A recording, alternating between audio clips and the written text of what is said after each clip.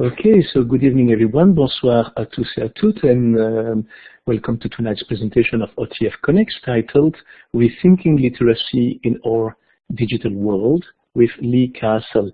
We're glad to have you all with us tonight. It's a fairly small group, but I hope that a few more people are going to join us in the next few minutes. Small groups are always excellent for participation, so don't hesitate to intervene and to share your ideas. And to post your question all along this session by typing them in the chat box, and Lee will be happy to answer them and interact with you all along her presentation. Je voudrais aussi profiter de l'occasion, comme je le fais toujours, pour souhaiter également la bienvenue à nos collègues franco-ontariens. We are definitely thrilled to have each and every one of you with us tonight, and it's also an absolute pleasure to welcome Lee Castle. Lee is a technology coach with the Avon Maitland School Board, and best known for being the founder and president of the Digital Human Library. For the past 12 years, Lee has been teaching students in the primary and intermediary grades with a focus on using innovative technologies to increase student engagement. She's truly a multifaceted person with a wide range of talents, from being both an Apple and Google certified educator, as well as the national coordinator of A Kid's Guide to Canada, the administrator for EduBlog, and many more responsibilities both at the provincial and the national levels. Lee collaborates with hundreds of teachers, students, and global learning partners around the world every year. She has worked with OTF Connects and with OTF in general on a number of occasions. If you want to learn more about Lee, I will post a link to her website in the chat box in a few seconds. So at this point, I'll invite Lee to jump in and to start the presentation. Okay, Lee, good evening, go ahead. Great, thank you so much for such a kind introduction, and welcome everybody. I hope you're in your PJs, relaxing somewhere comfy. Really happy to be here tonight. All right, so I just wanted to start just to give you sort of an idea of the work that I do, my portfolio. I'm very passionate about tech-enabled learning and teaching. What's most near and dear to my heart is literacy and how we use technology to learn to connect and to connect to learn. So as Michelle stated, you can find out more about me by visiting my blog or my website, and I think Michelle is going to post that in the chat for you. And as we get started tonight, I wanted to ask each of you, since we do have a really small group, maybe just to type in the chat a little bit about you, what grade you teach or what role you work in education, just so I can get an idea of who's here tonight.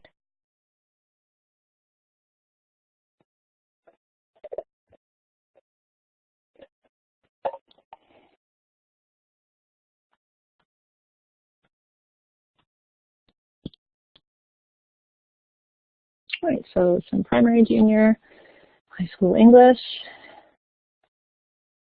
Congratulations on your mat leave. Innovation and learning coach, I wonder if that's similar to my role. An occasional teacher, awesome. Right on. Great, and here's the link to my website. And yeah, if you want to connect with me outside of the conversation tonight, I would absolutely love to chat with you anytime. So we're going to get started with sort of a minds-on video. And while you watch this video, I want you to think about, this question: what is literacy? Just as you watch this quick little video clip. So I think Michelle is going to post the link in the chat, and then you can paste that link in either Chrome or Safari and watch the video. And then once you're finished, if you could use that green check mark to let us know you're back, then we'll continue once we have everyone back in the room.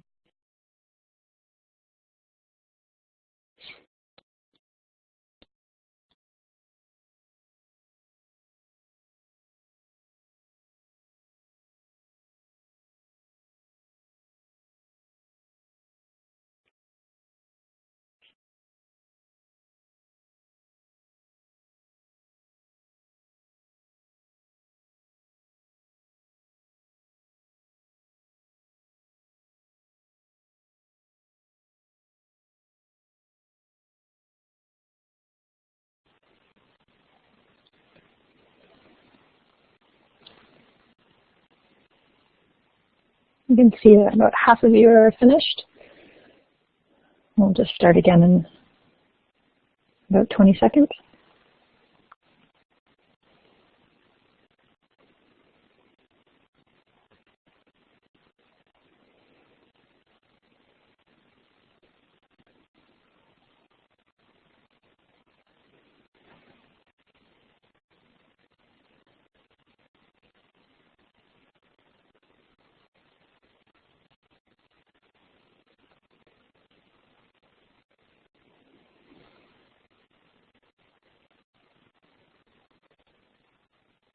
Okay, I think we're going to go ahead and get started. If you're still watching the video, if you want to let that finish. And so the question that I asked you to think about while you were watching that video is a question about literacy and what is literacy? What does that mean?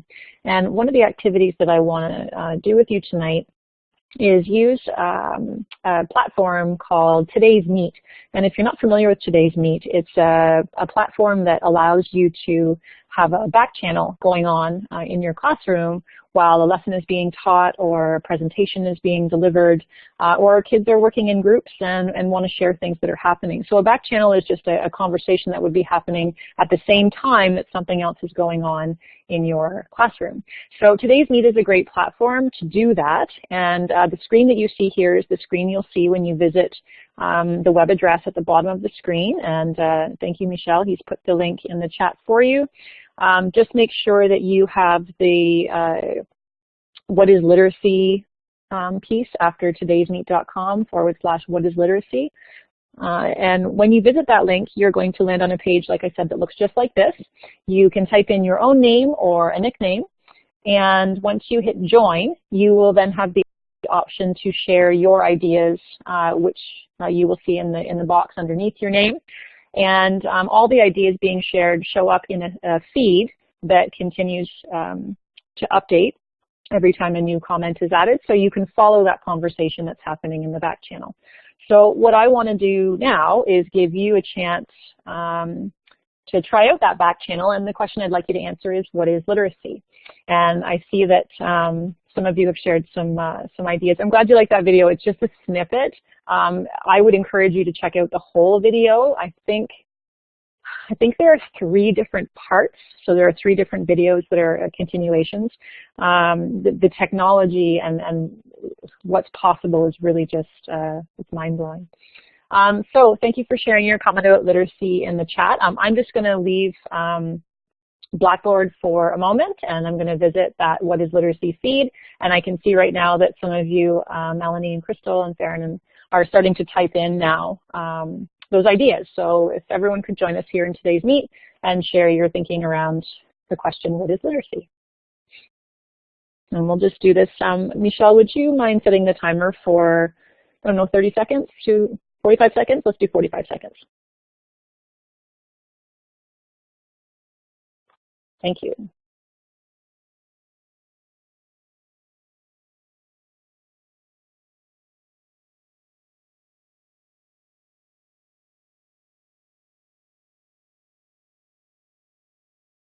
And if you have any questions about using TodaysMeet or anything you want to share in the chat, I'll be popping back in and forth, but I'm mostly going to be watching the feed on TodaysMeet. So you can enter as many ideas as you like.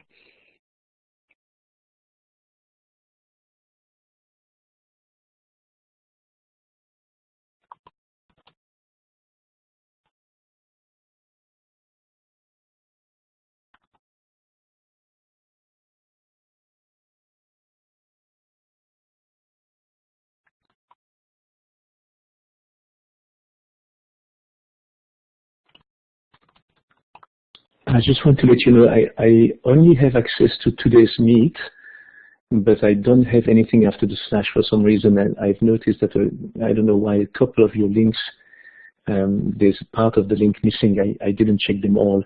I think that for the rest of the presentation it's fine, but the 2 for TodaysMeet, definitely there's a part missing. The part after the slash is missing. Sorry about that. Okay. Yeah, that's fine, and I can always fill that in too. Okay, so I think we're going to wrap this up in just a minute. So good, we've got some more people in now. Amazing. So some of the things I'm seeing coming through, literacy is not being able to engage literacy is being able to engage in a digital print-filled world.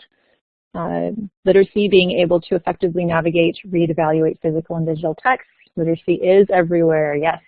Being able to read, write, communicate orally, and take apart text. Learning to read, write using oral language to communicate. Yes, absolutely. And literacy is communication. Absolutely. Reading and writing, thinking critically.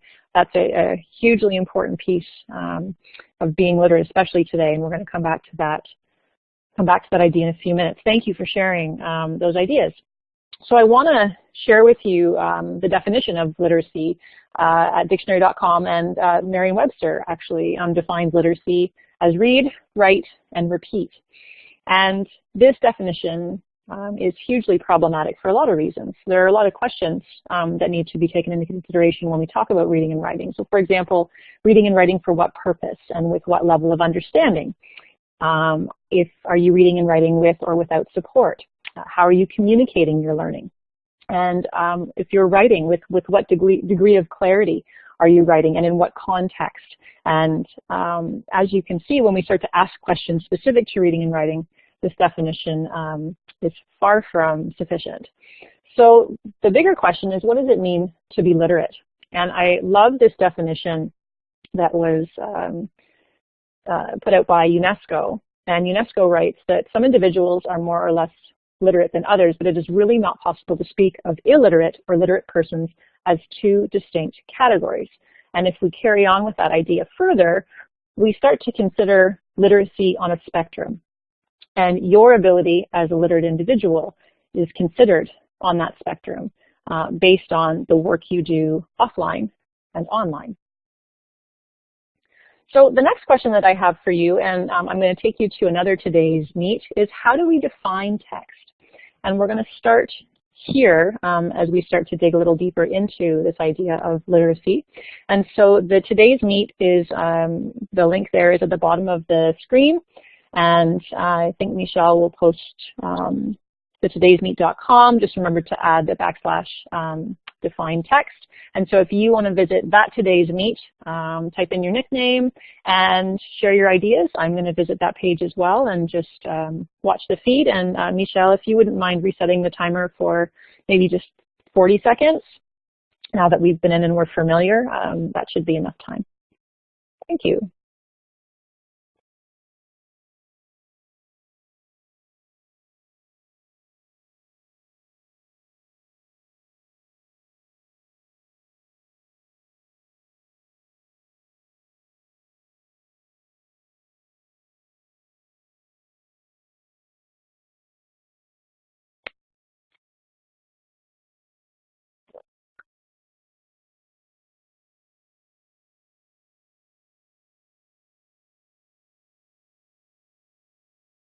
Lots of ideas coming in now. Text is any form of communication. Agreed 100%. Text can be digital, print, or visual. Pictures, words, and actions. Text is anything that can be read, listened to, or observed, like a podcast, a book, a piece of art, or a website. Signs, another great example. Non-communicative text is text that is not read but seen. Yes, great example. Melanie, thank you for that. The ability to send a message, yes, an idea, form of expression. Yeah, those are all great ways to start to think about and talk about text and define the idea of text. And a lot of what was shared in today's meet really hits on some of those big ideas and starts to expand our definition and understanding of text. Every image that you see here is a form of text, and some of these examples were shared. So we have blogs, tweets, video conferences, social media platforms, videos, G Suite, sketch notes, podcasts, video games. All of these different things are forms of text. And when we start to think about all of those different new text forms, the one thing all of those text forms, one of the things all of those text forms have in common is that all of those different forms of literacy, I guess, have been defined by technology. And when we look at how forms of text have evolved, we need to also look at what technology was around at the time that was influencing that evolution. So if we start back with Thomas Edison believed that the motion picture would revolutionize our education system and replace textbooks in classrooms. Well, I think we all know that this hasn't happened because we still have textbooks today. But I wonder what Edison would say about YouTube. Would he have made a similar claim that YouTube would replace the use of the motion picture? And would that revolutionize education? Because every time a new technology is developed, we rethink those literacy skills and strategies, and each new technology greatly impacts the different kinds of literacy skills that we need to develop in order to stay current. So in the 1940s and 50s, as an example, the radio broadcast was introduced and integrated into the classroom. And in the picture here, you can see kids following broadcast instructions to make paper animals. And this was in 1950. So here's another example where technology has now been integrated into the education system and is changing our idea of what it means to be literate and how we interact with different text forms. And in this quick little video clip that you're going to watch in a second, we've now evolved again from the radio broadcast into a video conference. And in this particular video here, you're going to see a group of my students working with an educator at the Old Jail Arts Center in Texas. And it was Year of the Sheep, and we decided to connect with the Old Jail Arts Center for an art history lesson. And the woman in the video here was leading us through an art activity to make sheep, because it was Year of the Sheep. So if you want to go ahead and paste that link in your browser, you can watch that short little clip of my kids working with the Old Jail Arts Center.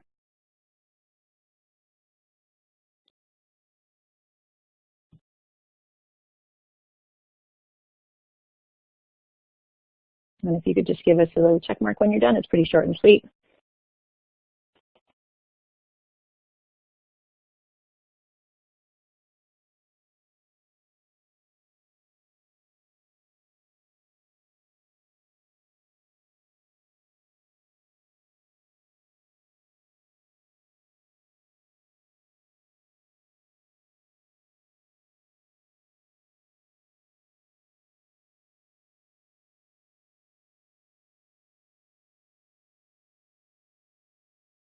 It looks like some of you are starting to finish up.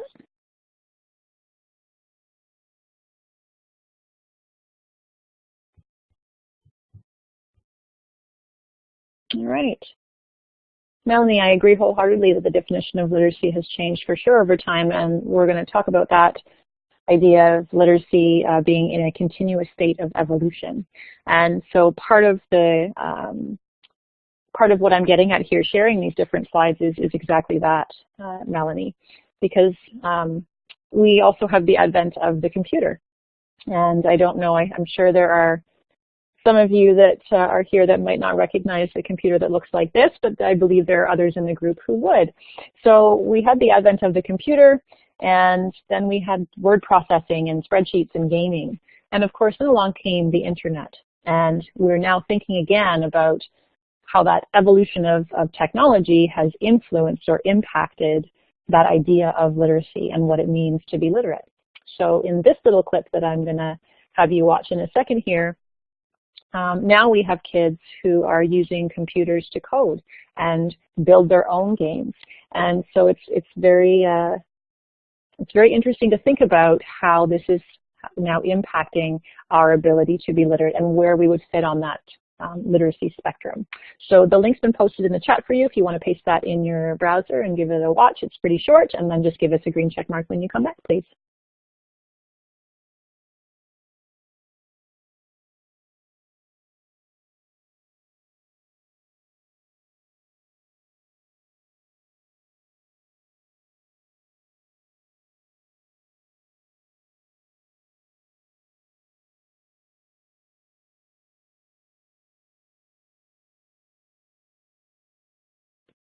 Okay, so it looks like most of you are coming back.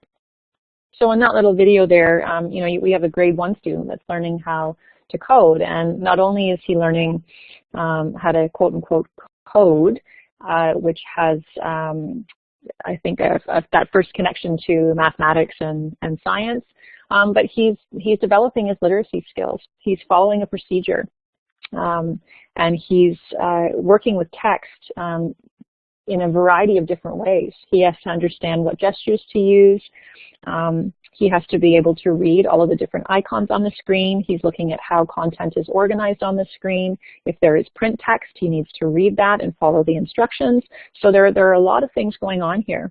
And I wanted to address a comment made in the chat by John saying, I still wonder how students today understand that a hard disk icon means saved. And of course, we bring that background knowledge and schema and identify that icon as a way to save, but kids that see it now simply learn that that is the picture that means save your work. So there's just a different connection to that. So I'm going to move on here. So I think what's important to take away, and I'm going to come back to this quote a little bit later in my session, is that I love this quote by Kevin Honeycutt, and I know I'm sure you've all heard this before, that it's not about the tool, right? The tool is just the Trojan horse. And I've shown you just some examples of different tools, whether it's the radio broadcast or the video conference or the computer. It's not about the tool. And so it's really about how we use technology to augment, modify, or redefine learning in partnership with our students, right? So Alvin Toffler once wrote that the illiterate of the 21st century will not be those who cannot read and write, but those who cannot learn, unlearn, and relearn.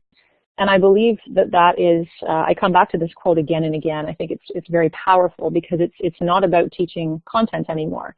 And here's a great example again of how our understanding of literacy has evolved, because it's not about teaching content, because now kids have access to content. We need to think about teaching kids the skill sets they need to be learners. Because getting information off the internet is like taking a drink from a fire hydrant. I've seen a very similar claim made using the idea of a tsunami as that metaphor, right? Being crushed and overwhelmed by the amount of information and what we do with that information. And I think this graphic is visually representative of the point that I'm trying to make, that it is hugely overwhelming to look at all of the different platforms that are available online to students, and if we start to think about all of the different pieces that we have to put together in order to be able to use these platforms, and most importantly communicate within these platforms or engage with the content in them, it requires an incredible amount of literacy skills to be able to do that. We have to be fairly proficient online users in order to be able to get the most and the best experience when we work in online spaces. So one of the points I touched on was this idea of, what changes with ubiquitous access, and the word ubiquitous means everywhere. And it comes back to that idea of the fire hydrant, right? We have all this information coming at us, and we have a lot of work to do when it comes to understanding that information. And I think the big idea here moving forward is that the world only cares about what you can do with what you know. And it's not as important today about where you learned it. And this really does challenge our I think our prior understanding of what it means to educate children. And it's not about disseminating content. It's about working in partnership and in collaboration with students in these online spaces, because it's about the skill set required to find and to be able to learn what you need to learn. Back to that Toffler idea of learning, unlearning, and relearning, and the value and need for that today. I want to just touch on this idea of learning and that whole topic of learning, unlearning, and relearning. And that requires a very specific set of skills. And those skills are shared and explored, I think, in great depth and with incredible clarity in the 21st Century Competence document put out by the ministry. And this is a discussion document, and I love it because it definitely does inspire a lot of discussion and conversation about what kinds of skill sets students need to be successful today, to be literate today. And so there are, they've identified 6 areas, 6 global competencies. And for those of you who haven't been involved in New Pedagogy's work with Michael Fullen, will be very familiar with the competencies. I think I could say with confidence in all school boards in the province of Ontario have some familiarity with the global competencies.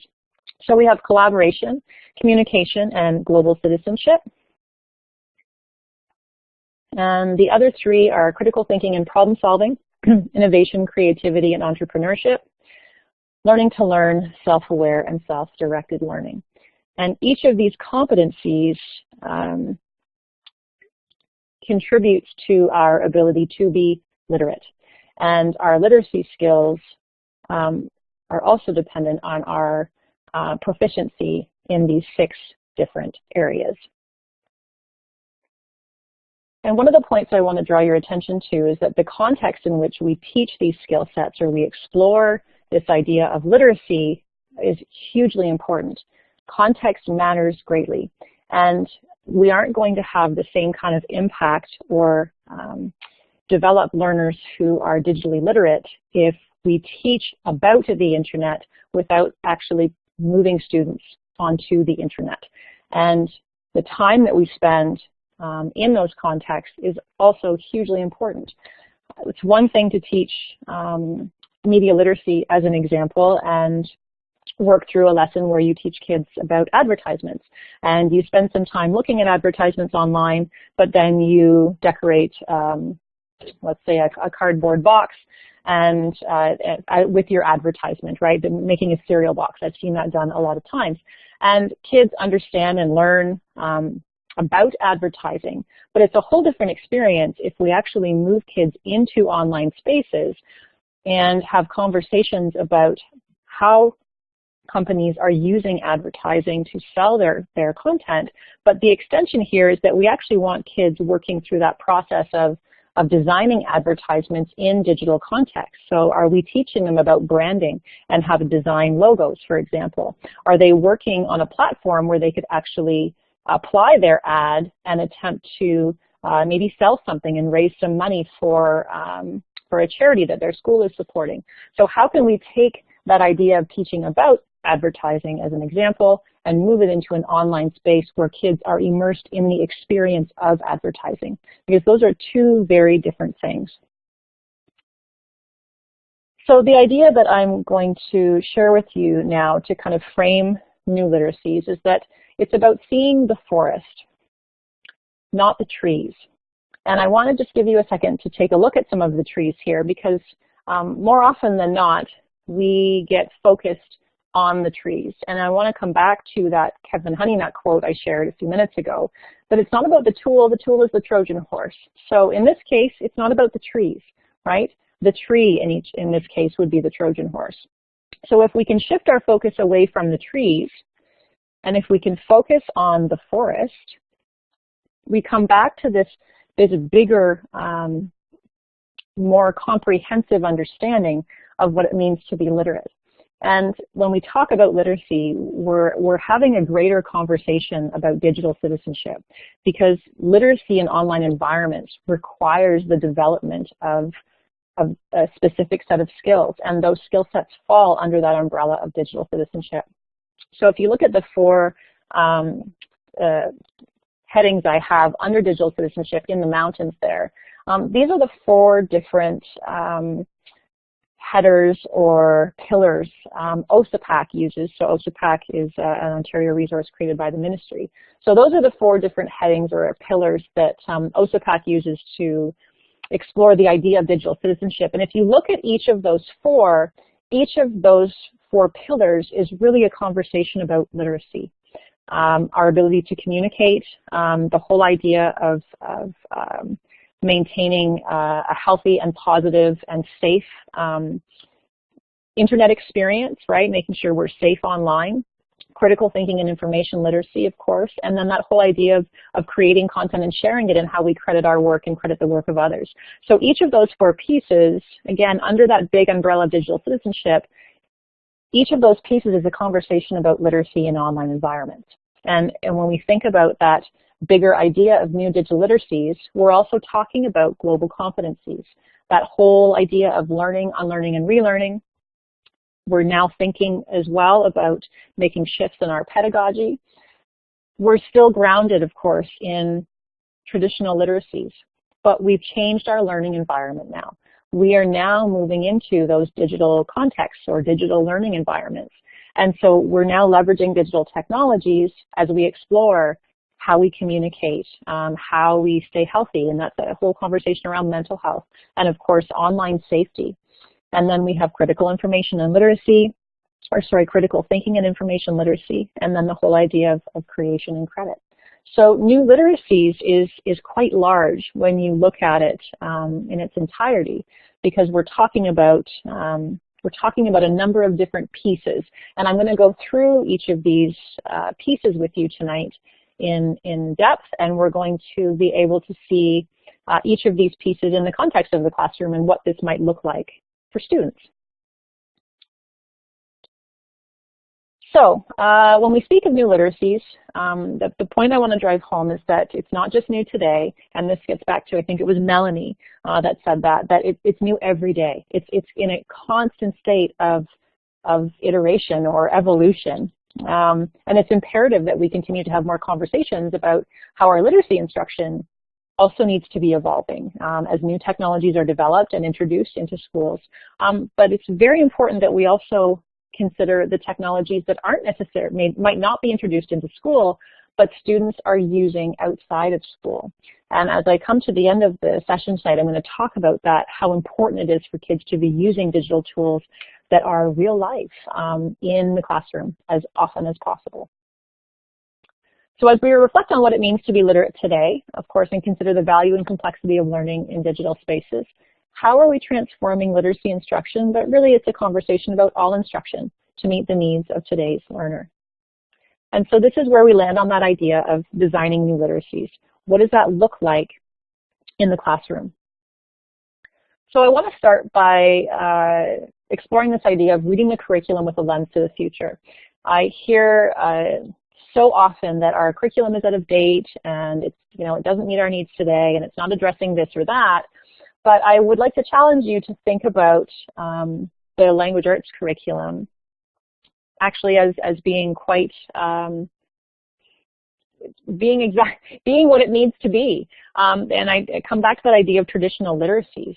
Learning to read is learning to read. What we're changing now is the context in which children are reading, because we've introduced new kinds of technologies.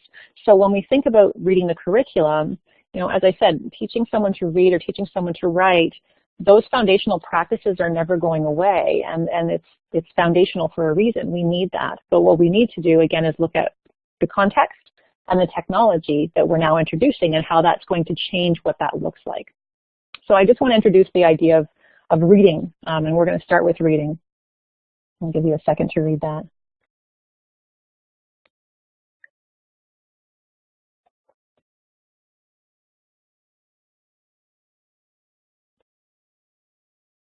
So if you can read this, thank a teacher. And I love this because it's so true. And I want to address Melanie's question here. Is it possible to lean too much towards the digital world? Saying that we have students complete all tasks using Google Docs and such. And I think to answer that question, it always comes down to purpose, right? What is your purpose? Because there are lots of examples that I can think of where technology wouldn't be the most appropriate tool. And I can also think of other, lesson ideas or times when technology would be the best tool. So there are a lot of questions, and actually, Melanie, I'm going to come to this near the end of my session. I have a series of questions that I'm going to share with you, and these are questions that I think every teacher should ask before integrating digital tools. And I think that's really what it comes down to. I think a lot of it's dependent on, it's always dependent on the task, right? We want kids to be involved in rich tasks, so it's coming. All right, so if we look at this idea of reading with a lens to the past, so we're going to read the curriculum as it is, right, and we're only thinking in the context of our classroom and print text. So we would use narratives. We use lots of narratives now, especially in elementary. I know in secondary there's more of a push towards nonfiction, and I hope and encourage elementary teachers as well, JK to 8, to spend more time in the classroom engaging kids with nonfiction text, because almost everything they read online is nonfiction. So let's come back to the past. I'm getting ahead of myself here. So we would teach inferential reasoning. So I'm going to talk specifically about inferring here. About setting events, problem, solutions, characters, right? Your typical narrative. We would discuss questions like, what do you think will happen next? Or what evidence in the text suggests this? But if we read with a lens to the future, we would use informational text. And here's where I want you to think of search engine results. Have you ever taught kids how to read and infer a series of search engine results? They do it almost every day, but it's not something I don't think we consciously think to teach. So we would teach them how to infer information, and some of the questions we might ask are, which of these sites is a commercial site? What evidence in the text suggests this? Or where was the site produced? And a good friend of mine did this sketch note for a group I worked with in my school board, and it basically outlines the process we go through as we learn to read online. And so this, I guess this sketch note, this collection of skill sets, processes, and ideas is the new literacies of online reading comprehension. So we start, of course, first with a clear purpose. What information do we want to find? We then have to choose keywords to search. We then choose a web browser and search engine. We type in our keywords. We refine our search results.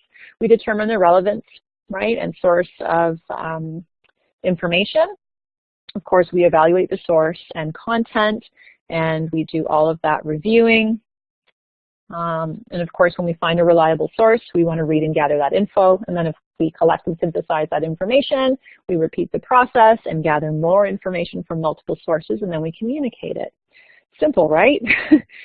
Each of those steps is hugely complex. And of course, while all of that's going on in the middle here, we are revising our search terms. We're asking more questions. We may change our search engine because it's not working for us.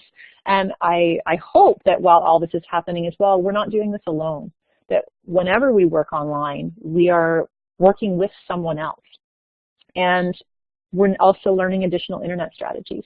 So for example, understanding what all of the icons mean and how to find a menu.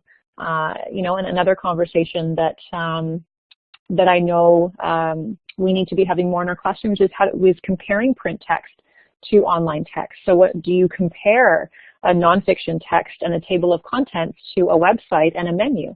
And of course, on a website, you can have multiple menus. So there are some parallels to what we do with traditional text and print and what we actually do online. So I would challenge you to start to think about, okay, if I do this with print text, what does this look like in an online environment? So what I'm going to do now is I'm going to take some time to explore each of these pieces in a little more depth. So if we start with locating information on the internet, it's a complex process, right? We have to choose our keywords, we have to choose a web browser and a search engine, and then we have to type in those keywords. And a tip for those of you working with younger kids is to type in the word kid in order to filter content. And then we read and infer those search results. So it is a complex process that requires time and teaching. And one of the activities I did with the grade 7 class was I asked them to compare how we find information on the internet versus using books or print text. So I'm going to ask you to do this activity now. And if you want to use the text tool in your little toolbar, you can also write if you're feeling so inclined. But if you want to basically start to add, thanks Michelle, if you want to start to add your ideas about how the internet compares to using books or print, I'll give you, let's just say maybe just take a minute and do a quick brainstorm.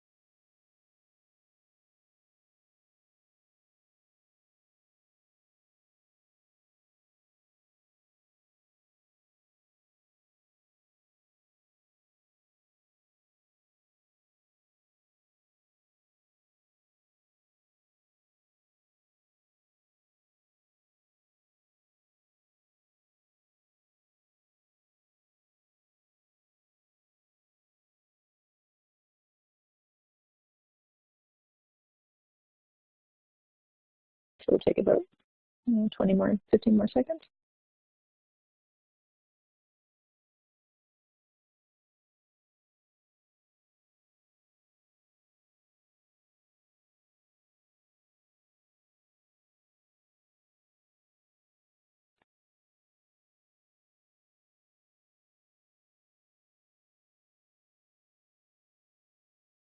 Okay, so lots of great ideas there. Glossary index, library catalog, table of contents, looking at the front and in the internet. I like the voice to text in Google, absolutely. That's one of the ways, right? That's one of the ways we find information. Search terms, keywords, and then we have some in the middle there, like headings, table of contents. Again, that comparison to a menu that I made earlier in critical thinking. I'm going to show you what the grade 7s came up with. This is what they came up with.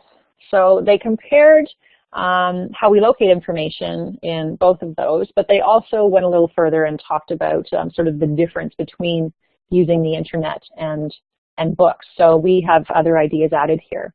But for the internet, they came up with lots of great ideas there, right? Anyone can publish a web page, information can be true or false, millions of places to look for information. Of course, it's much faster to find information on the internet. We can narrow down what we're looking for more easily using search terms. That was one of the ideas shared before. And the internet uses search engines. As far as books go, right, we have the Dewey Decimal System. Looking for a book is absolutely more time consuming. And we have to physically visit a library, right? At least now we can search an online catalog. So that was a piece that was added this year. Editors check and verify the information. We had a really interesting conversation about that because as indicated on the internet side, anyone can publish anything that they want. So there's a difference, a huge difference when we hand a student a book and say, go and do research. And when we say, okay, here's a Chromebook, go on the internet and do research. And I think one of those things that gets overlooked is that idea that the books we're giving to kids have been vetted, right? We know that the source is reliable. But when we fed kids to the internet, we no longer know those things. And it's so important about, that might have been, their teacher is a teacher librarian. John, right, how did the grade 7s know about the Dewey Decimal System? That's exactly, their teacher is a librarian.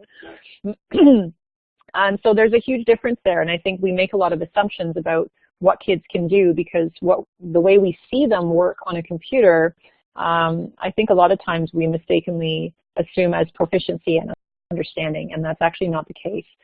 Searching for information on the internet is a very complex process, and we're going to dive into that in a little more detail in a minute. So if we take that idea of nonfiction text features, so we're going to give you a concrete example now of the difference when we talk about what we do with books and what we do on the internet. So if we talk about nonfiction text features, you can see there's a whole bunch of them here. And diagrams, keywords, title pages, chart, glossary, table of contents. So we still teach all of those nonfiction text features because we still read print text, and it's important that kids understand how all of those different features of text contribute to meaning and understanding. But if we now take some of those text features and talk about it in an online environment, it might look a little something like this. And so my challenge to you right now is to use the text tool, and this is where you all get to work together as a team. How many of those can you label? Go. Let's say 45 seconds. How many can we get in 45 seconds?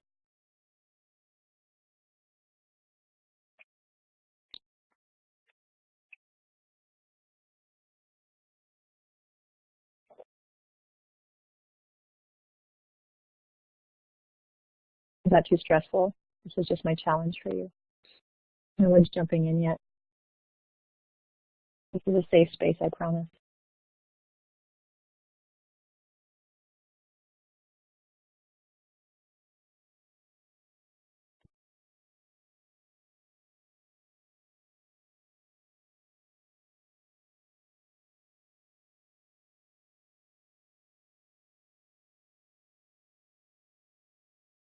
No brave souls?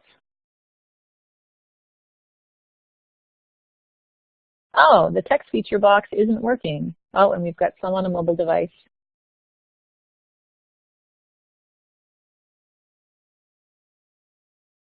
No problem. All right, so I will move along then. So point being here, kids are confronted with all of these nonfiction text features at a time, like in all at once. Yet, have we had any conversations about what each of these text feature means, or how each text feature contributes to our understanding of the content on the page? Thanks for getting in there and labeling some of those, whoever's in there. I appreciate that. I know some of you aren't able to do that, and that's fine. So there's a lot going on here, and there's a lot of information that needs to be taught, right? We need to have conversations with kids about how each of these text features works to create meaning. So if we were to label them, if you were curious, this is how they would be labeled. And this list is by no means exhausted. This is one snapshot of an internet search. What would this look like if you did this on a website, on a web page? And of course, you would need to do it across multiple websites so kids could see what's similar, what's different. And they start to recognize that they know to go to the top right-hand corner of a website because that's how websites organize their sign-in and profile information. It's almost always in the top right-hand corner. It's not a rule, but you generally gravitate towards that right top-hand corner when you're looking for a login or for your profile information, because that's typically where it's housed. So as a creator of content, you need to be thinking as well about, okay, if I'm going to build my own website in class or start my own blog, and I'm going to have my profile information shared, or I'm going to have a login space on my site, based on my experience consuming content or viewing content or engaging with it as a user, I know that that's where I need to place my login or my profile information. So a lot of sites follow that similar pattern. So I will absolutely share that, no problem. Yes, I will share. I don't know, Michelle, how the deck content is shared, but I'm happy to share some of these slides. So this is a popular one. I will absolutely make it available to you. You bet. So anyway, I'm going to move on from this idea, but you get the idea. So, you know, the more kids can engage with websites, we need to be having conversations about all of the different text features, right? Because there's a lot going on there.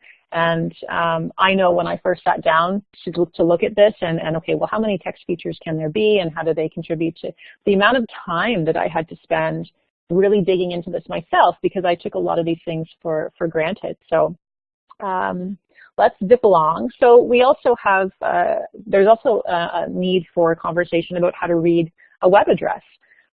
So, you know, do you understand, or do your students understand, or have you, you know, has there been a conversation about when I'm presented with a series of search results, I can look at a URL. How to read website. I don't know, how do I do that? Oh, sorry, someone's pushed the talk button. Did you have a question? I'm not sure. Okay, sure, I'll continue. So it's really important that when you're reading through search results that you know how to read a URL, because there's a lot of information in a web address, as you can see here. And it's not so important that you know, kids understand what a hypertext transport protocol means, but it is important that they understand that, you know, HTTP or HTTPS, if there's an S, that indicates that the connection that they're using is secure. So there are certain components of a URL that they should understand in order to be able to make decisions about what kind of websites they want to visit when they search online.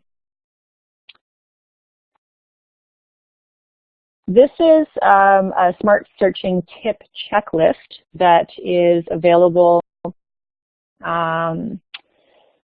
This is a collection of smart searching tips from a few different places. There's some great information, though, by Media Smarts. And Michelle, I believe you have 2 links for this slide.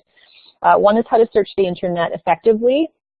And there's another series of internet search lessons that are really, really handy. And so, but these... But isn't there any way that I could...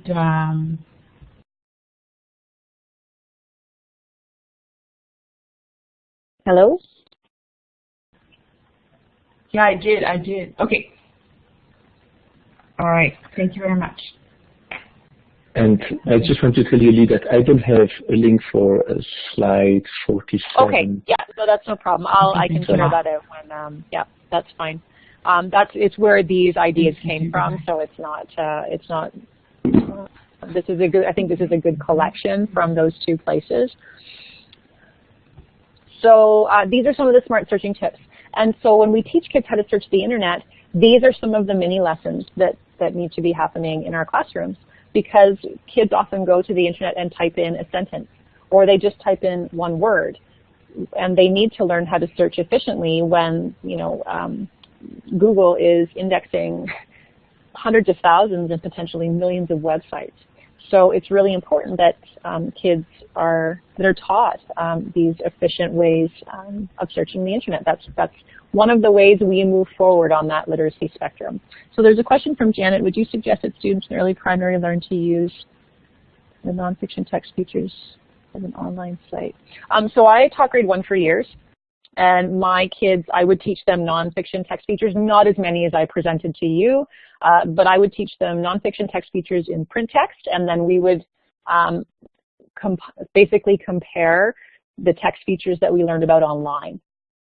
So we would definitely look at both, but we started in nonfiction and print text, and then we would move online and then do some comparing.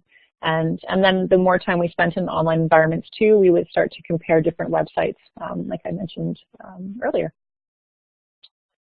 So after we learned to locate information, remember we were just talking about like that initial process of locating.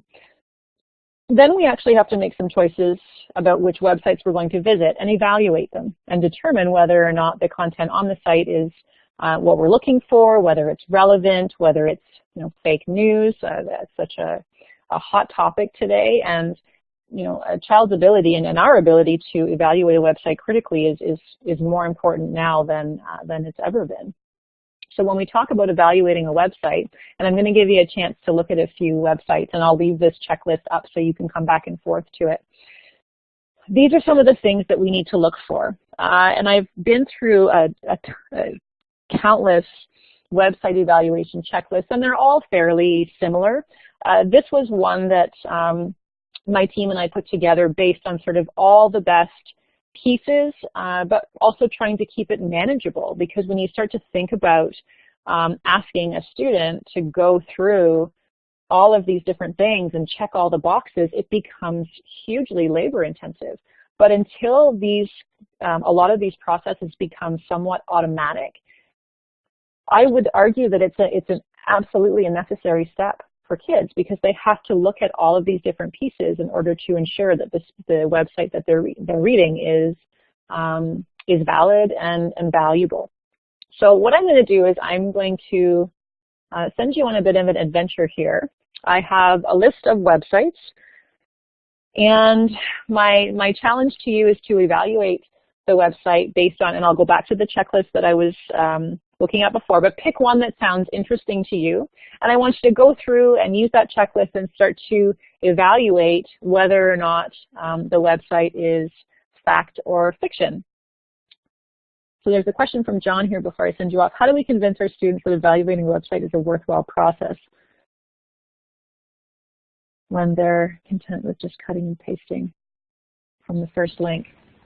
I would share some of these websites with them. Check some of them out, John, and see if this might be a way to engage your students in those conversations. Did you cut and paste? It is, and there's a whole other conversation too about plagiarism and, of course, crediting sources when we use content online and what that means. Yeah, that's a whole other conversation. Anyway, I'm going to give you a couple minutes to play around in here. Why don't we say, let's do 3 minutes. Okay, Michelle, if you wouldn't mind setting the timer for 3 minutes, we'll spend some time. So please take a look at one or more of those websites, and I'm going to go back to the evaluation checklist here, and you can come back and look for some of those things as you're reading a site. Test your skills. Oh, we have a Northwest Tree Octopus fan in the house. One of my faves. If you like the tree octopus, I would check out the Dog Island or Feline Reactions to Bearded Men.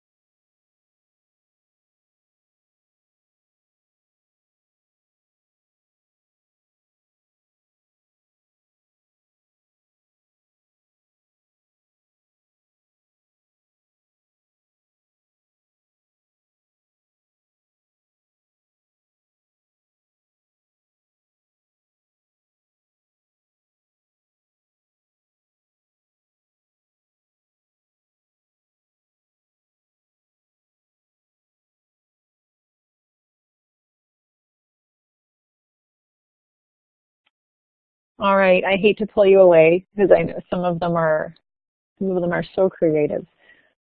It is a process, and I think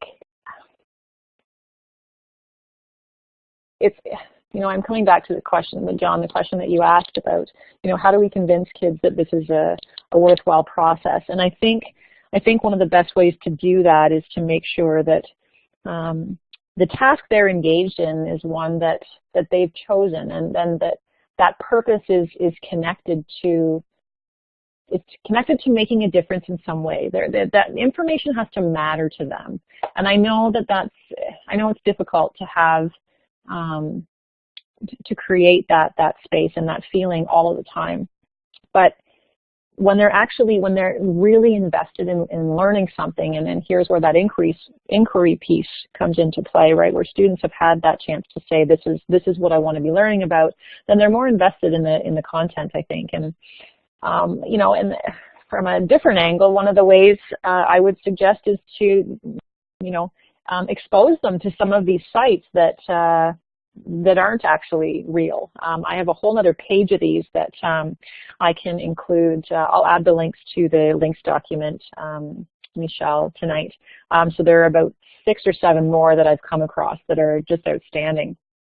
But engaging them in these kinds of searches while you're teaching, you bet, while you're teaching those skills of website evaluation makes it fun, right? Because they're reading about things that could be believable, but are also at the same time ridiculous if you really think about it.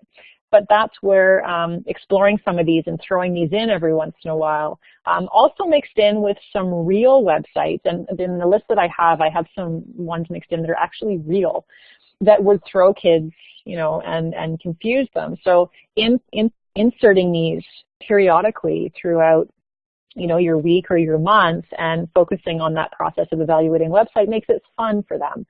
But it also gets them thinking about it. I've seen this used in a number of classrooms, the acronym REAL, right? Read the URL, examine the content, ask about the author, look at the links.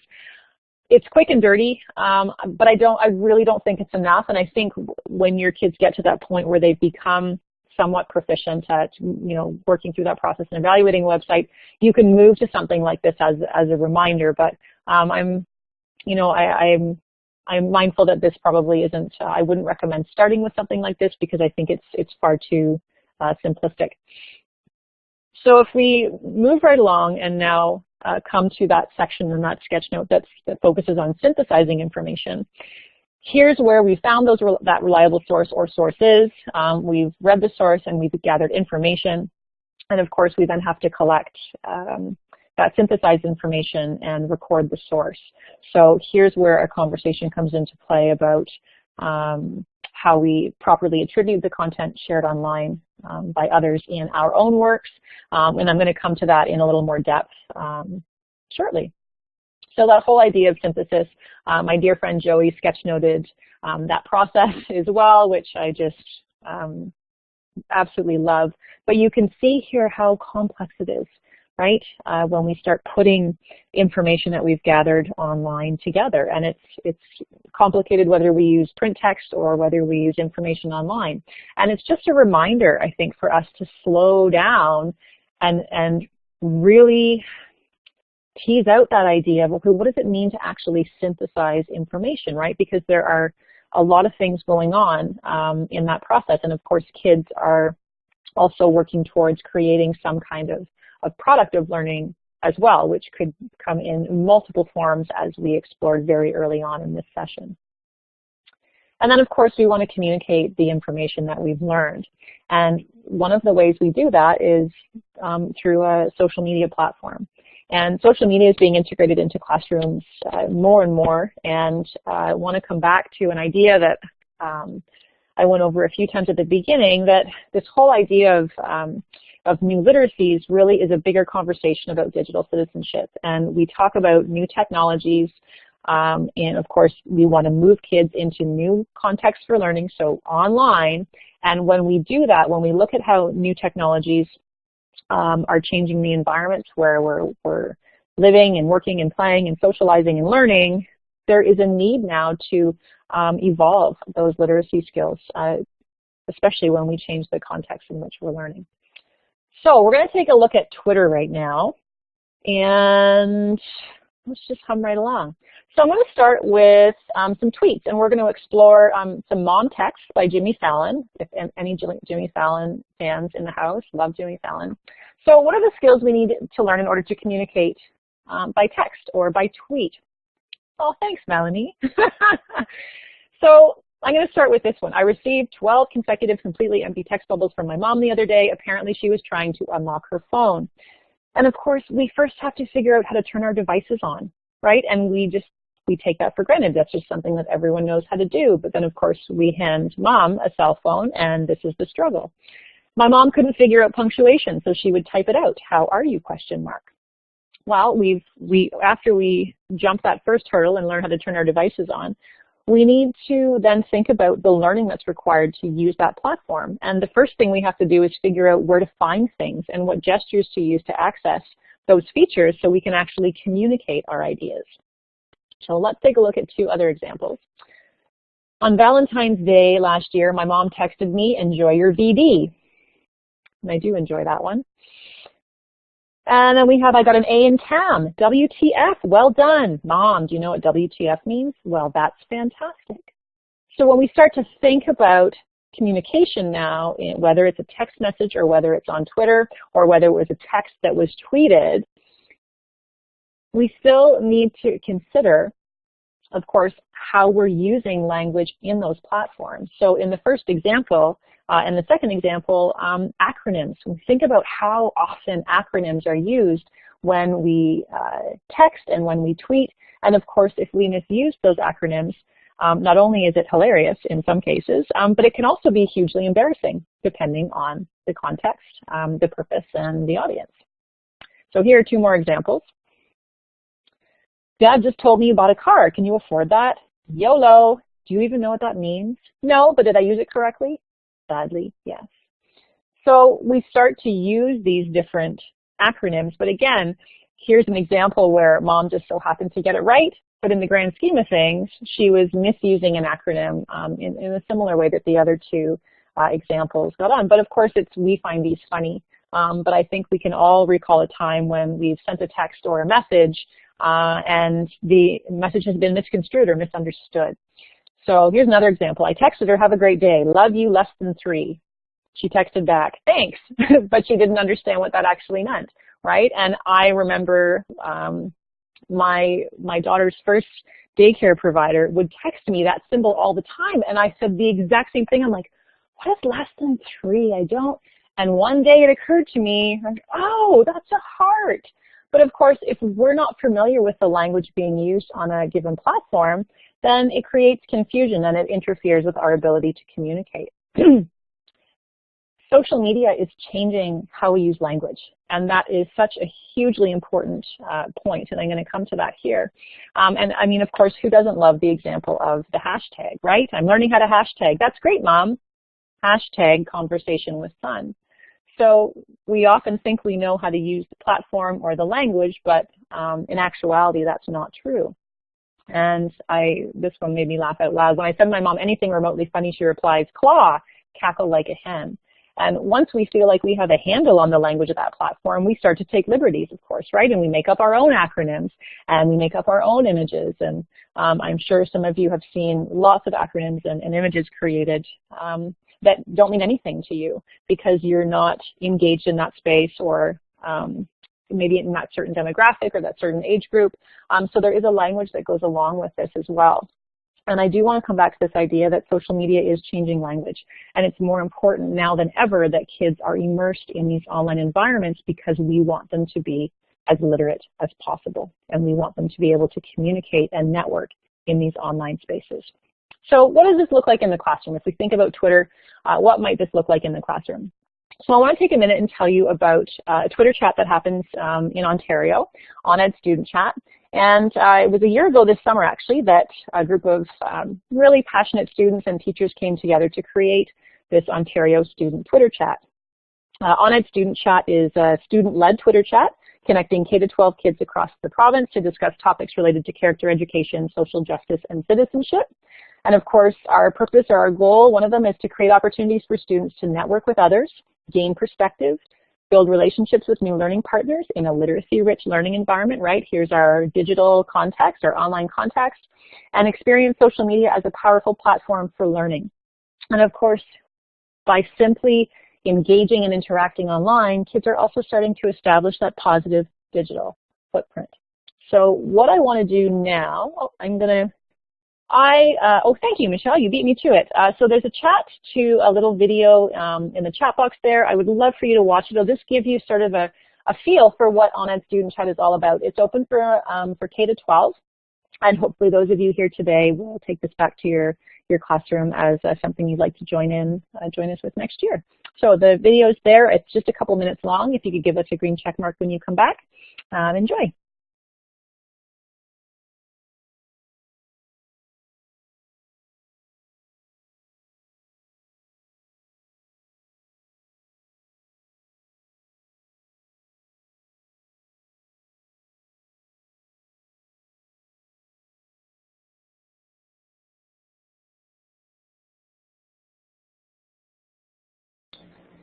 Lee, I don't know if you're around, but the link that you provided is not working, so I don't know if you have a copy of it, but the one that I have is not working for some reason. Sorry about that.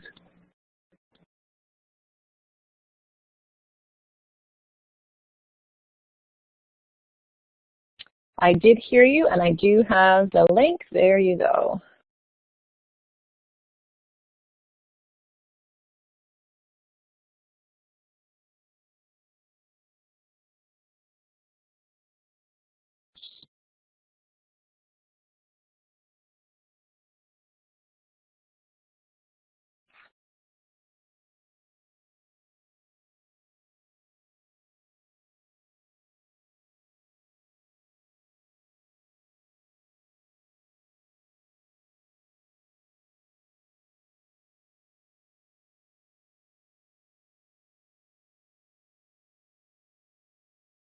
Lee, I don't know if you're back, or I don't know if people are still watching that video. I'm not entirely sure. Just want to check with you.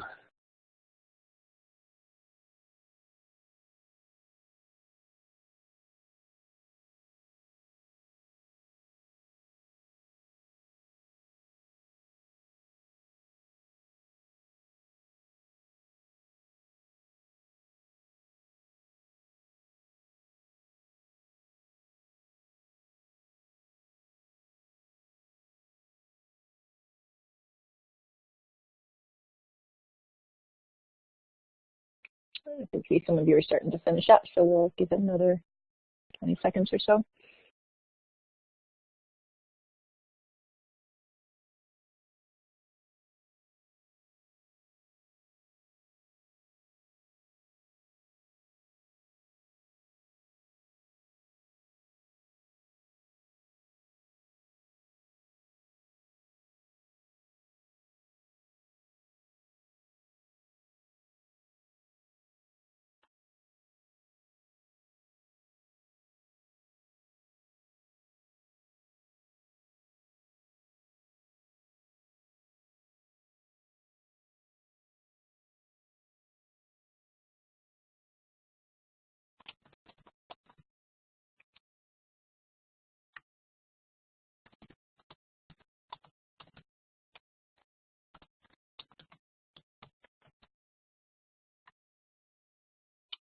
All right, let's go ahead and continue on here. So those of you that have come back early, I'm going to put up the next slide. There are so many things going on when we engage in conversation on Twitter. And there are so many ways that Twitter addresses the Ontario Language Arts curriculum in reading, writing, and media literacy. And of course, we also want to be providing, when we think about, again, new literacies, that whole idea of the forest, we want to provide kids with opportunities to develop learning skills, global competencies, and digital citizenship. So there are a lot of things going on here. I'm just going to highlight a couple. So when we think about teaching kids text features, which I mentioned earlier, one of the text features that we learn when we use a platform like Twitter or Facebook or Instagram or any of those other social media platforms is the profile, right? What kind of information is included in a profile? What makes a profile interesting, and how does it catch the reader's attention? Because not only do we want kids aware of how they use technology as a consumer, but we also want them to be on the flip side of that as creators. So in order for them to understand how to best engage with users and attract users to their community or their network, understanding how a profile works and what kind of information should be included in a profile is really important. So I decided to go with the Darth Vader profile tonight because we did just have May 4th, Star Wars Day pass, and my dad was a huge Star Wars fan, so my shout out to Darth Vader there.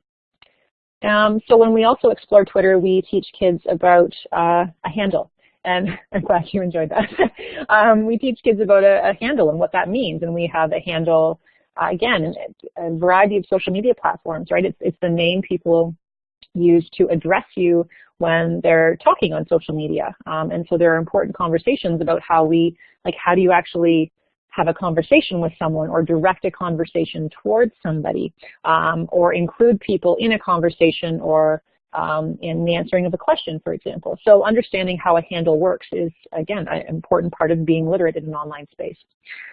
And then we have the tweet itself. There's a lot going on in there, right? We have our purpose for the tweet, of course, in consideration of our audience always. And, is there a media element, right? So tweets that have some kind of media component, whether it's an image or a video, attract way more users and are viewed way more times because research shows that we are attracted to that visual content.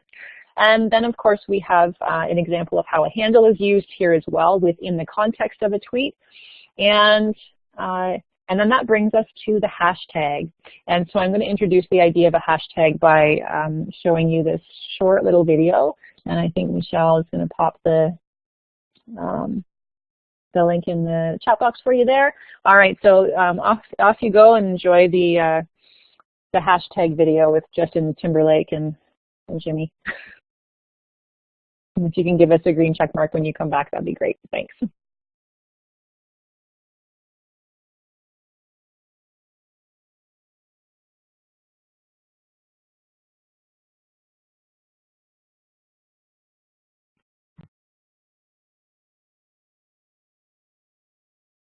Okay, I can see that most people are coming back in.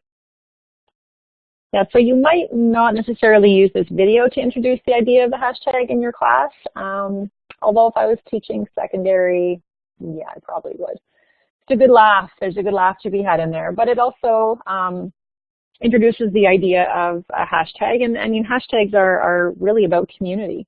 But hashtags are a really interesting way to add information that in print text might be added in parentheses, right? So here we are again making a comparison between how we use text in online environments and how we use text in print. So hashtag would be something we would put in parentheses or brackets.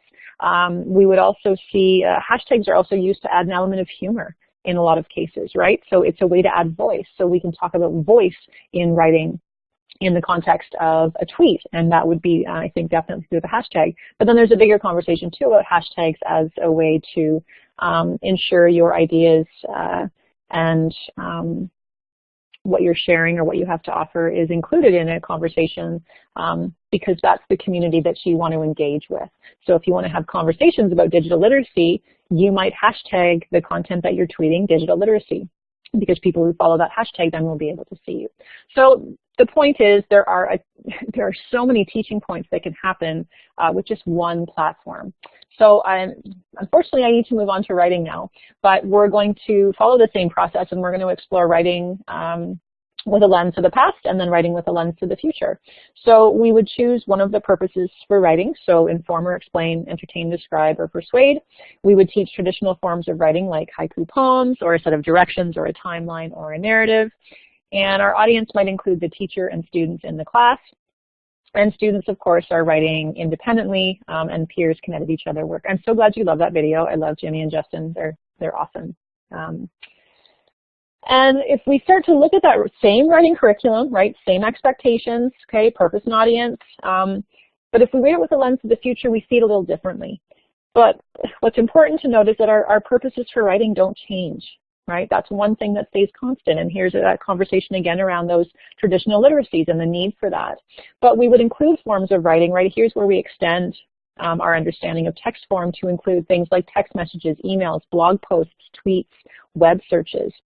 And here's a change in audience, right? This is where the audience changes, because we don't want to limit our audience to the teacher and students in our classroom, because students as young as 6 and 7 years old have already figured out that the only person they're writing for potentially is the teacher, and kids lose that sense of engagement because they don't have an authentic audience. We all crave audience in one way or another, and our littlest people are no different.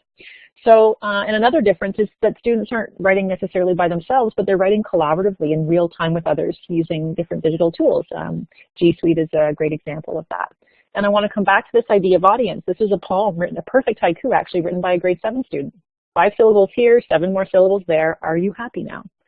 And it speaks to that idea that authentic audience is so important, and it doesn't matter how old the kids are. They want an audience. Think about, our littlest people in school, those 4-year-olds that are in those kindergarten classrooms. As soon as they create something, right? Or think about your own children. If you have children, as soon as they've created something, their immediate first instinct is, I need to show somebody, right? I want to celebrate what I've done. And that doesn't go away. The problem is that I think where we could improve is we need to feed that more so, and we need to create ways and teach kids also, more importantly, how to network themselves and how to build that audience themselves based on their interests and the different spaces that they work in. So if we talk about new literacies in the context of some different things we can create online, I'm going to talk about the idea of a meme.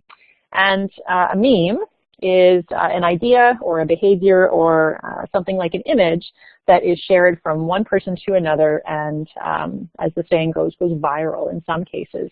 Not always. I've seen lots of crappy memes, but I've also seen some incredibly hilarious memes, and the ones that are really popular get shared again and again and again. And here's a great example of an image I'm sure you've all seen at some point or another. This image is actually being used in, I think it was a Mini Wheats commercial. I saw a commercial the other day, and I was surprised to see Success Kid in that commercial. His real name is actually Sammy Griner, and there's a very interesting story behind Sammy. But this image has been remixed hundreds and hundreds of thousands of times. And so the concept of remixing comes from Doug Belshaw, and if you haven't read any of his work, I strongly suggest you Google his name. Thank you for joining us. I'm sorry you have to go. Hopefully you can catch the end and listen to the recording for the last half hour.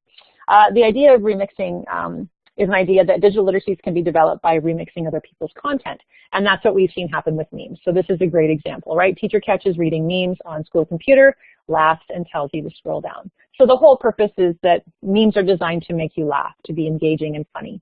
And here we can see Success Kid remixed 4 more times. I found 4 that related to education. It does go to 9:30, yes. And so Success Kid has been remixed again and again and again. So if we take this idea of memes and we think, okay, what does this look like in the classroom? Here's a great example. This is Hunter's blog. Hunter, we had a meme challenge between classes. These were grade 6, 7, and 8 classes. So we have a lot of students who, Doug Belshaw is the author, Janet.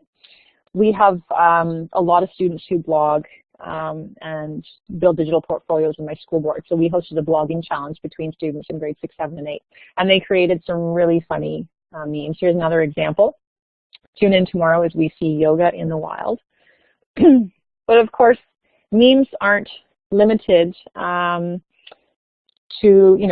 different kinds of images. Lolcats are also considered to be a form of meme, and I'm sure you've seen lolcats before. We seem to have a fascination with cats and dressing our cats up or posing them in weird and awkward ways. This is actually the first lolcat meme ever created in 1905, and the caption at the bottom reads, "What's delaying my dinner?"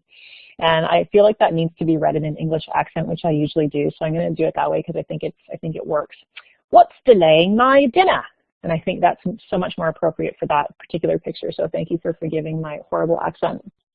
But this lolcats have taken the internet by storm. And here are just a few examples. The lightsabers series, one of my favorites.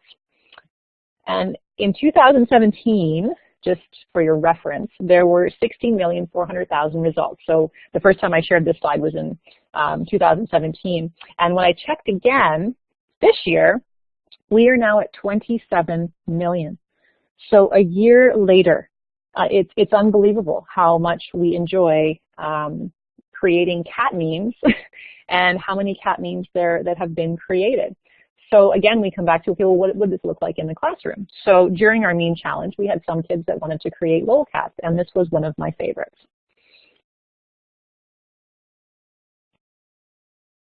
So hopefully you're all laughing. Stop making me laugh. You'll make me Puma pants.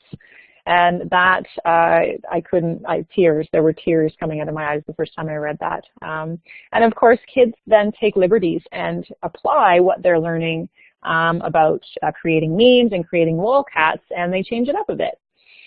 And here we have a great example of that, right? Where it's not about the cat, it's about the dog. So as we move into these spaces where we're starting to use content and images and videos that we find online, it's really imperative that we start to have conversations about copyright. And this comes back to one of the comments made earlier about, how do we stop kids from just copying what they see online? And I think until your students become creators of content themselves and understand what it means to share something online, and that idea of putting yourself out there after you've created something, the thought of someone taking that, what you've created, and using it themselves or claiming it as their own feels differently, right? Again, it's that whole authentic experience, that idea of immersion. We have to put kids in these places if we want them to understand, because there has to be a feeling associated with the experience, or there isn't going to be that experience of learning. If you're not familiar with copyright policies, this resource is outstanding, and it's written in a language that anyone can understand. It's designed for teachers. The resource is called Copyright Matters, and it basically outlines what the rules are when you're working in online spaces. So a highly recommended read. One of the other things we need to do, either understand ourselves and teach our students, is how we search online for content that has been licensed for reproduction. And there are two different ways you can do it. You can do it through, and I was going to have you do this, but I'm looking at the time and I want to get through a bit more content. So something I encourage you to do on your own is go to Google Images and type in a search term. And then I want you to notice the menu underneath the search bar, because what comes up is the Search Tools tab on that first menu. And if you click on Search Tools, another menu appears underneath that. And the second menu tab in from the right is called Usage Rights. And so right from your Google search page, you can scroll down and decide how you want to search for images. So when you search this way, what you're doing is you're filtering a Google search to only show you images that have been labeled either for non-commercial reuse with modification, which is the standard one that you would use if you were going to make some changes to the image, like create a meme. That would be your choice. But maybe you just want to reuse an image and you don't want to do anything to it, so you would choose the one above. You can accomplish this exact same thing, as I'm sure some of you have heard of Creative Commons and using a Creative Commons search. Creative Commons search simply applies the filter that I just explained to you using their application. So you can go to Creative Commons, you can type in a search term, you would still choose Google Images underneath, but what you'll notice is that you're going to arrive on a page that looks exactly like the snapshot above, and you'll notice that the Search Tools menu is open, the Usage Rights menu is open, and images have been labeled for non-commercial reuse and modification is the filter that was selected. So those are two ways you can search for images that you can use. And of course, the next piece to this is attribution, right? So how are we giving credit to the creator of the content that we are now reusing or remixing for our own purposes? And this slide shows you exactly how to do that. But these are some important questions here that we need to be asking our kids. So they understand that this is, anything they find online has been created by someone else, right? And it's important they understand. And again, that appreciation comes out of their experience as creators of content, attributing their own work. And that's something I would encourage you to do with your kids. Anytime they share something online, they should be attributing their own work. So they get credit for it if someone else wants to borrow it and remix it and reuse it. One of the ways you can add a license to your work that's quick and easy is visiting, and I think I gave the link to you, Michelle, is the link to the Creative Commons Choose. There it is at the bottom of the screen. You can tell it's getting late. So if you visit Creative Commons, they also have a page on their site that it's a license tool builder, essentially. So you check a couple bubbles, and you're then presented with your Creative Commons license that you can add to your website or your blog or your image. And that just lets users know that, you know, this is who's created the content, and you would attribute this content to me. So it allows kids to put a mark on their work that says, you know, this is mine, but I'm open and willing to share it with you. The next piece that I want to speak to around that idea of writing and writing with a lens to the future is, again, comes down to context, right? How we're using digital technologies and the kinds of literacy skills that are being developed when we work in these contexts. So we want students to be creating their own content. And of course, blogging is one of the most authentic ways to give students that space to share their stories, their learning, their ideas, ask questions, to document and share the process and products of their learning, to develop some of those new literacy skill sets and global competencies, and of course, leverage digital. Here we are extending learning beyond the walls of our classrooms now, right? We've opened up that idea of audience. And we've positioned ourselves now in a way that says, yes, like I want to build relationships with others, and I want to engage with others to support my learning. So here, once again, my dear friend Joey Jackson sketch noted some of the work that I was doing around digital portfolios in my school board. And these are really the big ideas, and I touched on a lot of things. But this is, blogging is one of the most powerful and comprehensive ways to engage kids in those online contexts, in literacy, in a way that leverages digital technology. Because we want to focus on this idea and this question: who owns the learning? And when we have questions about kids and engagement and why they're not engaged and why they don't want to do things online, we really have to ask ourselves, have we handed over the keys, right? Are you in charge of your learning? Are you driving your learning forward? So I'm going to come back to this idea again as we start to wrap things up here about new literacies and that focus on, we want to see the forest, right? We don't want to get caught up, and we don't want to focus on the trees, right? It's not about Google Docs, it's not about Edublogs, it's not about the iPad or YouTube or Twitter. It's what we do in these spaces, and that's what matters. And that's where we start to see that bigger picture, right? Where we're focusing on the skill sets that need to be developed. We're rethinking what our pedagogy looks like, right? We're not delivering content. We're working in partnership. We're sitting beside students. We've buddied students up because we've asked them to do something online. You know, we're still grounded in those traditional literacies, but of course, we've changed that learning environment.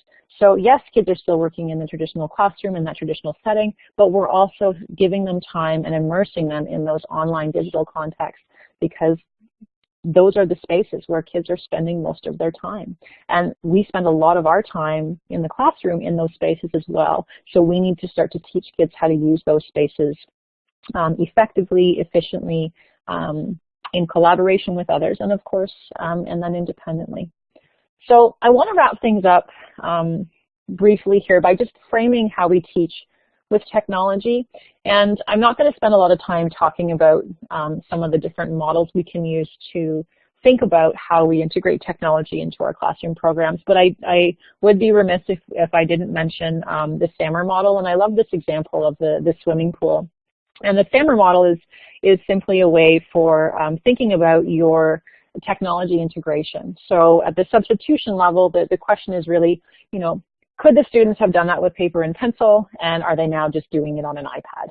So it's a straight up substitution for a paper and pencil task. And then we can move within the pool towards augmenting, modifying, and then redefining the learning task with technology. And that idea of redefinition means that we're using technology in a way that allows the student to create something that couldn't otherwise in any other way be done. And so that's when we have to ask ourselves, and this comes back to a question that was asked earlier, right? You know, should we be mindful of, you know, digital all the time, and should everything be digital? The reason I like this graphic is because the idea is that you're swimming in a pool. So you can't swim in the deep end all day long.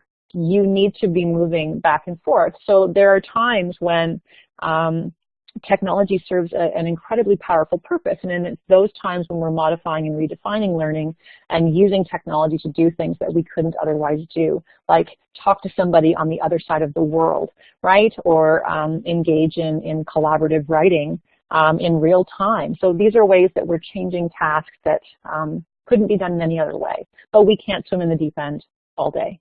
Right? So then we need to ask ourselves, you know, if I'm substituting, or if it's simply an augmentation, do I really need to be using the technology for this particular task? And the other model I'm just going to show you, I'm not going to dig into this. It's much more in-depth though and comprehensive, and I do love it, is the TPAC model. So it's something that you can explore further. If you just Google TPAC, you'll be able to find this.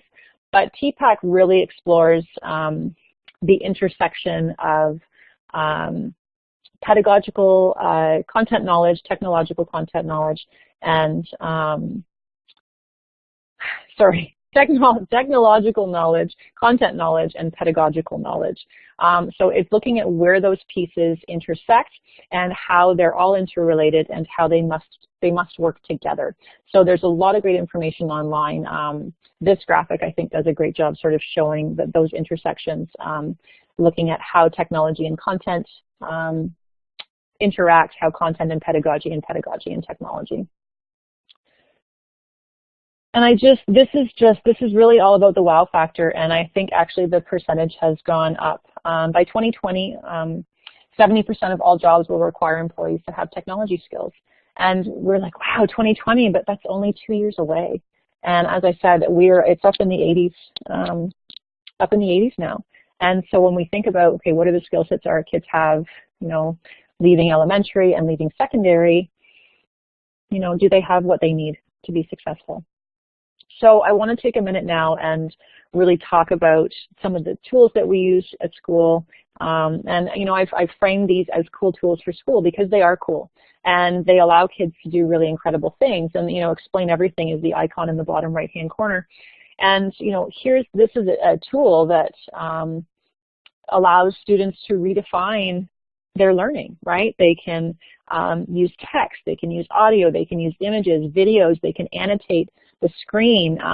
There's so many things they can do within that app to create a product of learning or to document the process of their learning, that it's a fabulous tool and one that I would love to see you know, lots of classroom teachers using. But where we need to be mindful is that balance, right? Are we spending all of our time using cool tools for school?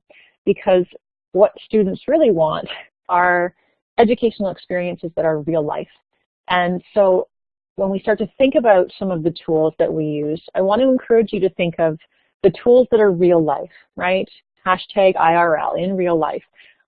How many real life tools are you using? So websites or applications or resources that kids actually use in their day-to-day, because it makes more sense to spend more time using digital tools that we actually use in our everyday lives, right? So it's one thing to use those cool tools for school, and we'll go back to that because there's value, right? There's value in kids creating their own books, but instead of using Book Creator, would you consider using iBooks Author, right, if you have iPads, because that's more likely a tool that you would use in the real world. So it's just being mindful of what you use in your classroom and your purpose, right? It always comes down to purpose and audience, and then of course there's that digital media component to be mindful of as well. So if we come back to that idea of cool tools for school and then real life tools, we really want to be heavier on our use of tools that kids are actually using in their day-to-day. And that helps immensely with that whole piece of engagement and conversations about, you know, getting students involved and interested in the work. So I'm here now, and I believe it was Melanie, you asked that question. I said, oh, I'm going to get to that at the end. So questions to ask before integrating digital tools. Most importantly, we start with backwards design, right? We start with that assessment piece, and what do you want kids to know and understand and be able to do, right? So here's where you take your curriculum and you're designing your learning goals. What is that purpose, right? Always coming down to purpose. And then what will you accept as evidence of understanding, right, and learning? So here's your assessment tasks and your different methods, and what knowledge and skills will students need to achieve the desired results? So this could be a conversation about pedagogy, the resources that you're going to use, analog and digital. And then here's where we get into, you know, we get into some really in-depth discussions, right? How will the integration of tech augment, modify, or redefine the learning, and how will the tech help students learn? And these are questions that I not only encourage teachers to ask of themselves, but as students start to get older, these are questions that students should be asking themselves, right? We really want to develop those metacognitive skills, and this is part of that process. We want them thinking critically about not just what tools they're using, but first why. We always start with the why, right? They need to understand why, and we do too. So what's the role of the learner? How will the tech empower students to take control of their own learning? How will the tech integrated experience build those global competencies that I've spoken about tonight? How will the tech broaden student perspectives or encourage that wider audience or broader community participation? And of course, how is that tech integrated experience real life, right? We get caught up in the new and the shiny and the fun, but again, if we focus on the technologies that kids are using, those are going to continue to evolve, but there are technologies that are around to stay, that the tried, tested, and true, right? And the more we can integrate those kinds of tech into our classroom programs, the more kids feel like their educational experience is seamless, right? We want to create that one life approach to teaching and learning, where what we do in school is what happens in real life, and what happens in real life is what we do in school. And of course, that, you know, how will you overcome those unforeseen challenges? Because inevitably technology comes with unforeseen challenges. So I'm going to end things tonight with a video, and I know, Michael, you said the link wasn't working, so no, I wonder if that's going to cause the same. Oh, perfect, you found it. Ignore my link, please, because my link is not correct. I copied the wrong one, but Michelle has the right one for you there. So we're going to end with this video tonight, and as titled, you know, it looks at what is 21st century education. So just some food for thought to leave you with tonight. If you want to give me the check mark when you come back, then we'll wrap things up. Thanks.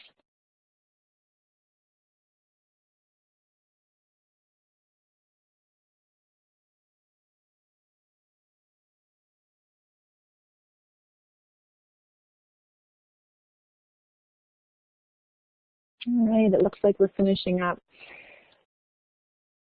We have huge shoes to fill, and we have such an incredible opportunity to do some really powerful work with students. And I hope tonight you feel like you found your starting place in some of the the spaces that I addressed tonight, and maybe your space is starting with that question, what is literacy, right? And opening up those ideas and just starting to think about what that means. Or maybe it's reading the curriculum with a lens to the future, or maybe you're bouncing back to that idea of, oh, you know, how do we define text, and what are some other text forms I can integrate into my program? Or maybe you're diving in at the global competency level, and you know, you want to explore communication. So again, when you read that curriculum, what does it look like with a lens to the future, right? What is your purpose? How are your text forms evolving? What do the 6+ traits of writing look like online?